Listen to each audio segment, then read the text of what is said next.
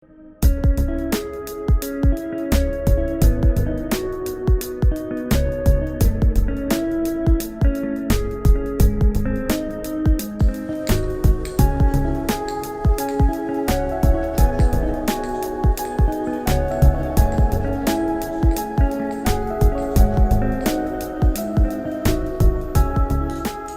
besar candi-candi di daerah istimewa Yogyakarta ditemukan dalam kondisi runtuh. Beberapa di antaranya kini sudah berdiri kembali setelah dipugar. Sebelum dilakukan pemugaran terhadap candi-candi tersebut, ada beberapa tahapan yang harus dilakukan, meliputi studi kelayakan dan studi teknis. Pada tahun 2020, Balai Pelestarian Cagar Budaya Daerah Istimewa Yogyakarta melakukan studi teknis terhadap bangunan candi yang berada di teras 5 Kompleks Candi Ijo yang terletak di Dusun Groyoan, Desa Sambirejo, Prambanan, Sleman, Daerah Istimewa Yogyakarta. Sekarang ini kita melakukan studi teknis, tapi perlu diketahui bahwa di dalam pemugaran suatu bangunan cagar budaya itu ada beberapa tahapan yang kita harus lalui. Tahapan yang pertama itu adalah studi prapemugaran. Studi prapemugaran itu ada 2, studi kelayakan dan studi teknis. Nah, studi kelayakan sendiri itu kan rangkaian kegiatan penilaian teknis dan penilaian teknis dan keterawatan bangunan cagar budaya yang akan kita pugar, yang nanti fungsinya untuk apakah bangunan tersebut layak atau tidak layak dipugar. Nah, dari studi kelayakan itu akan keluar nanti rekomendasi untuk studi teknis. Kalau dari studi kelayakan mengatakan bahwa ini sudah layak dipugar, dari studi kelayakan keluarkan nanti rekomendasi untuk melakukan studi teknis. Nah, sekarang ini kita melakukan studi teknis. Kalau di studi kelayakan itu yang kita lakukan programnya adalah mengumpulkan data-data di lapangan langsung, misalnya beberapa batu-batu yang ada di sini kita kumpulkan. Setelah kita kumpulkan, kita klasifikasi mana yang merupakan bagian bawah, mana yang merupakan bagian badan, dan mana yang merupakan bagian atap bangunan. Itu sudah kita klasifikasi. Fungsinya apa nanti ketika studi teknis, gampang nanti untuk melakukan susun coba.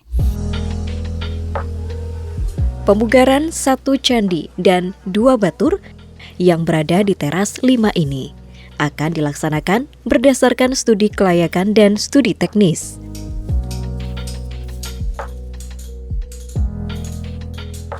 Studi teknis telah dilakukan sejak awal 2020 hingga saat ini. Dalam studi teknis ini, tahapan susun coba merupakan tahapan yang membutuhkan waktu lama karena terbatasnya tenaga pencari batu atau steller. Dari studi teknis tersebut, nantinya akan menentukan ukuran candi, jumlah batu pengganti yang diperlukan, biaya yang diperlukan, tenaga yang digunakan, waktu yang dibutuhkan untuk pemugaran, dan yang terpenting, merekonstruksi gambar di atas kertas. Rekonstruksi gambar tersebut sebagai patokan yang akan digunakan oleh tim melakukan pemugaran.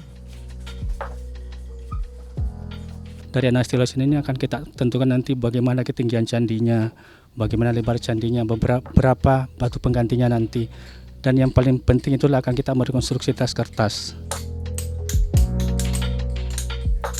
Upaya pemugaran dilakukan untuk memulihkan kembali kondisi candi fisik, struktur, dan bangunan yang ada di kompleks percandian berlatar belakang agama Hindu tersebut.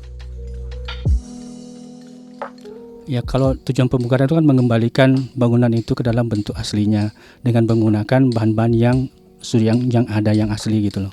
Ini kebetulan kita di teras 5 ya, teras 5 di Kompleks Candi Ijo. Ini sebenarnya ada 3 di sini, ada batur, ada 2 batur yang kita akan pugar dan 1 candinya. Mulai dari teras 11 itu sampai teras 5 ini kita akan melakukan tadi itu rekonstruksi bangunan yang sudah runtuh tadi dengan menggunakan bahan-bahan yang ada.